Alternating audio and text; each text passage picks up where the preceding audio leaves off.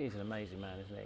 He's I brilliant. know he's sat on this sofa a number of times, but like you say, watching that, the fact that some of those people who helped him along the way, and one thing they've all said, is like Stuart will say that once Martin spent a lot of time in intensive care and in that trauma unit and doing all the physiotherapy and all the physical therapy, and he always would go back, not to say hello and I'm okay, but to check in on everybody else. And I think that's why they're all still with him. They're fully invested, and they use Martin's story now to inspire other people who are in that spinal injuries unit, who are in the trauma unit, to say, listen, this guy was basically dead. He'd lost so much blood. There was almost no way that he could survive, and they were just waiting for him to die at one point, and now he's climbing mountains. Look at that, and he's, oh my goodness. He is incredible. He is incredible. He's such an inspiration. And like you say, the people who are with him are so important to that. He said, you know, with my team, I can do anything. I think the fact they didn't get to the summit of Snowdon will just drive him on to get to the top of Kilimanjaro. Yeah. Yeah, thank you to Graham Satchell for that report as well. And a reminder that Martin is raising money for the Spinal Injuries Association. It is 6:26 exactly. That means it's time to get the news, travel and weather where you are this morning.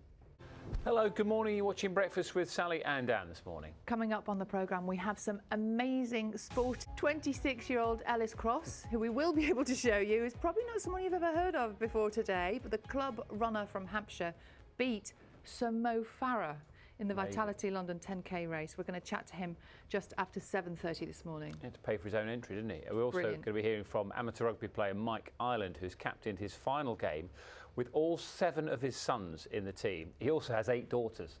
Wow. And he put off retirement until his youngest son turned 18, so they could all play together. They're going to be here. Goodness. Quite a few of them are going to be here as well. Going to move up a bit. Just before 8 o'clock. And actor Bonnie Wright is best known for playing Ginny Weasley in the Harry Potter film. She's also an activist and Greenpeace ambassador. She'll be here later to talk about ways to help the environment and live more sustainably. I've got lots of politicians on the way for you today as well. Got the leader of the Liberal Democrats, Ed Davey, is going to be at 7:10. At 7:30, we're speaking to the International Trade Secretary, Anne-Marie Trevelyan, and then Sir Keir Starmer is here, leader of the Labour Party, at 8:30 this morning. It is 6:31 now, and hundreds of women and children are still trapped in bunkers beneath the Azovstal steelworks in the Ukrainian city of Mariupol. Attempts to evacuate civilians have stalled. Ukrainian officials say Russia has ended a ceasefire and is now blocking humanitarian corridors. We are joined now from Kyiv by live on BBC Breakfast from Kyiv this morning. Time for sport now. We spoke about the snooker yesterday. Thank you. Thanks, John. It is 7:15 exactly. Let's go to Carol, who has all this morning's.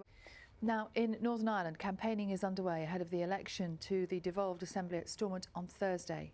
The power-sharing government all but collapsed back in February, and there's uncertainty about whether it will return following political tensions between unionists and nationalists. Our Ireland correspondent Chris Page has been speaking to supporters at a football game in Belfast. And for all the details on where different parties stand on some of the key issues, you can go to bbc.co.uk/Northern Ireland. It's all there for you. Ready for some glamour now? Oh, go on then. Met Gala was last night in New York. Yes, of course. Jeez. One of my favourite events. This year's theme was the Gilded Age. The annual fundraiser for New York's Metropolitan Museum of Art is also known for its over-the-top celebrity outfits. This is what you particularly enjoy about it. I love this. I love this. Here are some of them. This report by Azadeh Moshiri.